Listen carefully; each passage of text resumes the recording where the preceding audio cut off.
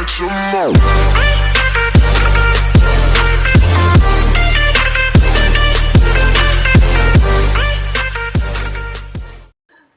biasanya begini, biasanya Allah kan ciptakan segala sesuatu berlawanan. Quran surah 51 ayat ke-49, paling kiri sebelah bawah. Wa min kulli syai'in khalaqna zawjaini la'allakum tadhakkarun. Segala hal saya ciptakan berlawanan, berpasangan, supaya kalian itu tahu cuman saya yang tidak punya pasangan. Laki-laki pasangan perempuan, jantan pasangan betina, putik pasangan benang sari. Sama, maksiat itu punya lawan, namanya taat. Ada lawannya. Ada pasangan yang bisa kemudian bersatu, ada pasangan dalam bentuk lawan, lawannya hitam, lawannya putih, ya kan? Nah, ini nggak bisa bersatu dua-duanya. Awas, awas, hati-hati. Taat lawannya maksiat. Pasangan yang dimaksudkan lawan, tadad dalam bahasa Arab. Nggak bisa menyatu.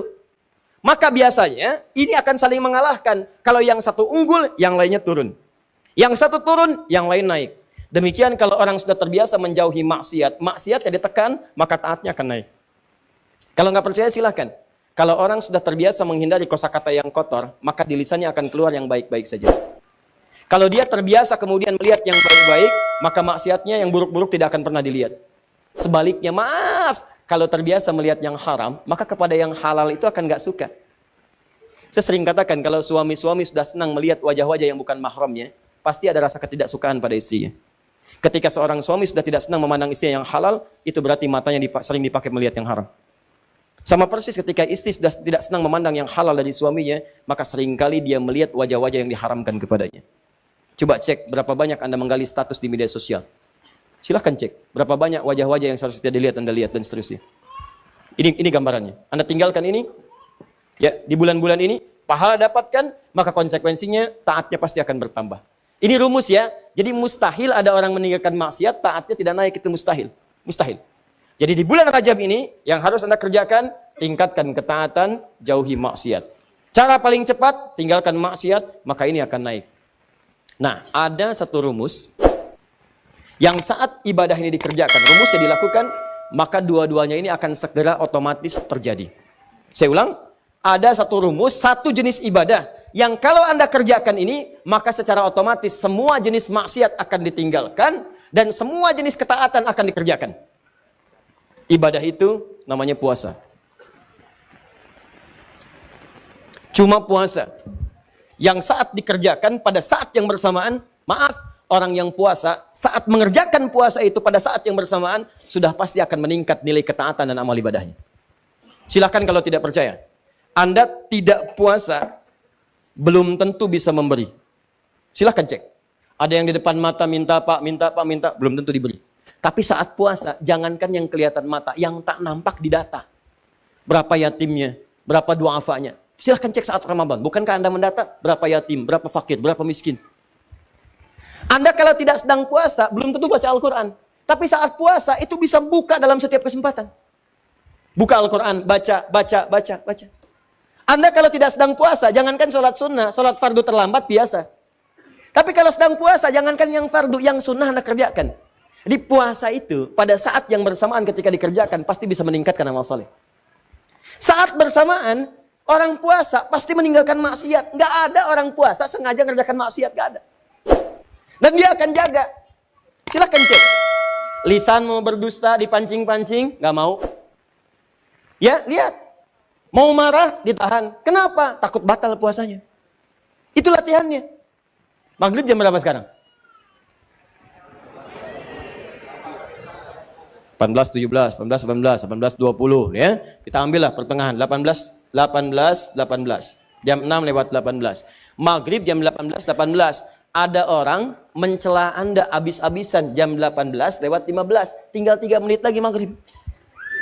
Wah, Anda diprovokasi. Dasar begini, dihina habis-habisan Anda. Dihina habis-habisan. Tapi Anda nggak membalas. Padahal biasanya temperamen. Ditanya, kenapa nggak balas? Nanti habis buka. Habis buka. Takut batal puasa.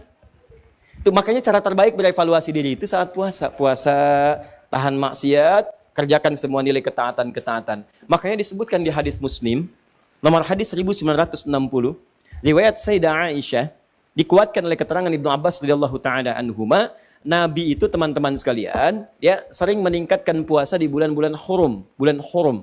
Ya, bulan hurum termasuk bulan Rajab.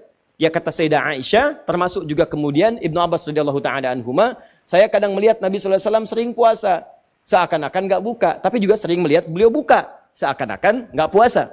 Ya, maksudnya apa? Maksudnya, kalau Anda ingin kemudian meningkatkan puasa di bulan-bulan hurum, seperti bulan Al-Muharram, bulan Dzulqa'dah, bulan Dzulhijjah, bulan Rajab, itu silahkan, boleh-boleh saja. Walaupun tidak ada kekhususan mengkhususkan puasa di satu bulan saja, tidak. Ya, tapi kalau Anda ingin tingkatkan puasa, silahkan, ini dalilnya, yang sahih. Apa dalil sahihnya? Tadi saya bacakan.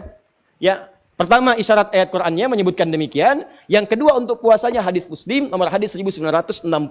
Kalau Anda ingin menunaikan puasa di bulan Rajab dengan mengikuti Nabi, isyaratnya untuk menghidupkan evaluasi diri, terkhusus di bulan-bulan haram yang 4 tadi, maka itu tidak ada masalah, silahkan. Sunnah, boleh. Kalau ada yang tanya, boleh nggak saya puasa bulan Rajab? Silahkan.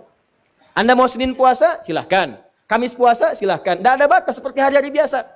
Seperti hari biasa, cuman pahalanya ketika Anda kerjakan untuk menghindari maksiat, maka tadi itu bisa berlipat dari hari sebelumnya. Jelas sampai sini? Jadi kalau Anda ingin puasa bulan Rajab, misalnya saya pengen puasa Senin, boleh. Pengen puasa Kamis, boleh. Pengen puasa Senin Kamis, silahkan. Pengen Ayyamul Bid, silahkan. Pengen puasa Daud, silahkan. Atau pengen misalnya puasa beruntut, Senin puasa, Selasa puasa, Rabu puasa, Kamis tidak, boleh. Apa dalilnya? Tadi, karena puasa di bulan-bulan hurum dianjurkan oleh Nabi SAW. Bulan hurum ada 4, 1 Dzulqa'dah, 2 Dzulhijjah, 3 Al-Muharram, 4 Rajab. Paham? Tapi kalau ada kemudian yang menyampaikan kepada Anda, kalau Anda puasa di bulan Rajab akan mendapatkan pahala sekian. Puasa di bulan Rajab mendapatkan surga, nanti di surganya ada sungai namanya, Sungai Rajab, ya kan? Puasa sehari di bulan Rajab, maka Anda akan diampuni semua dosa, dibebaskan dari neraka. Kalau sudah bebas dari neraka, ngapain puasa Ramadan? Jelas?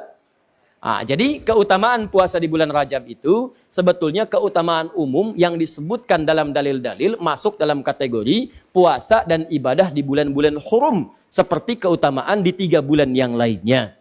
Tidak ada amalan-amalan khusus misalnya yang hadis-hadisnya menunjuk keistimewaannya. Tapi kalau Anda kerjakan, silahkan saja kerjakan dengan niat mengerjakan amalan-amalan rutinitas seperti yang lainnya. Dan pahala Allah berikan kepada Anda. Contoh, Anda pengen sholat malam, silahkan sholat malam.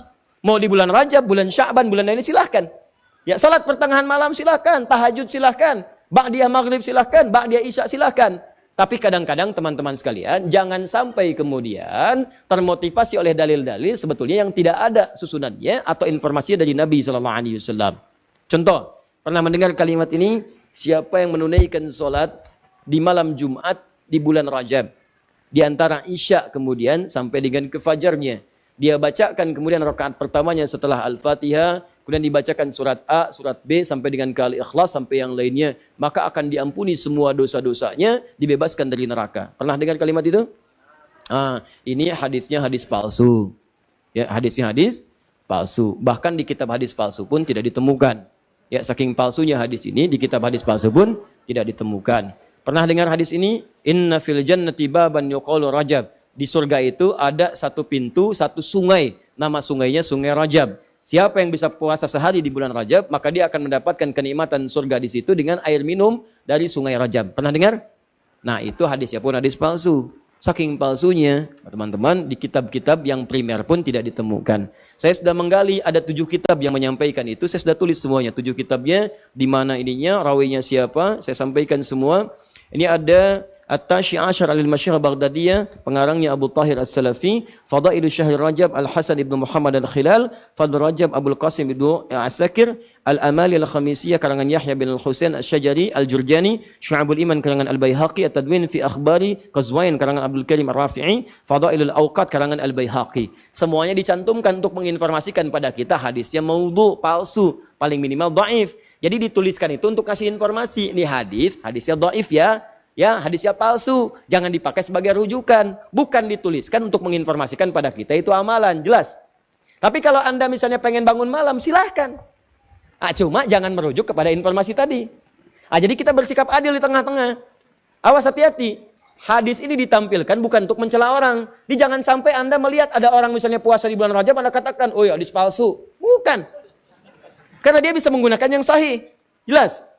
Anda sendiri nggak puasa, malah mencela orang. Jadi kalau pengen puasa silahkan, tapi gunakan sandaran yang sahih hadisnya. Jelas?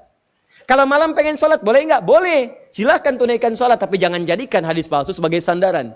Paham? Ustadz, kenapa hadis-hadis itu muncul? Pada asalnya niatnya baik, cuma dilakukan dengan cara yang salah. Apa niat baik itu? Ada sebagian orang melihat keutamaan banyak di bulan Rajab, tapi orang banyak meninggalkannya. Akhirnya dibuatlah anjuran untuk mengerjakan itu semua. Cuma dituliskan dengan cara yang salah. Begitu disampaikan dengan cara yang salah, jadilah kemudian acuannya keliru. Itulah asal munculnya orang banyak mengerjakan amalan mengacu pada dasar-dasar yang kurang sempurna. Paham sampai sini? Jadi kalau saya tanya, boleh nggak puasa di bulan Rajab? Boleh. Boleh nggak sholat malam di bulan Rajab? Boleh nggak sedekah di bulan Rajab? Boleh nggak mengkhususkan saya puasa sehari di bulan Rajab dapat surga? Boleh? Itu yang dalilnya bermasalah. Paham sampai sini? Jadi itulah asal muasalnya, runtutan ayatnya sudah ada jelas, hadisnya sudah ada, yang palsu sudah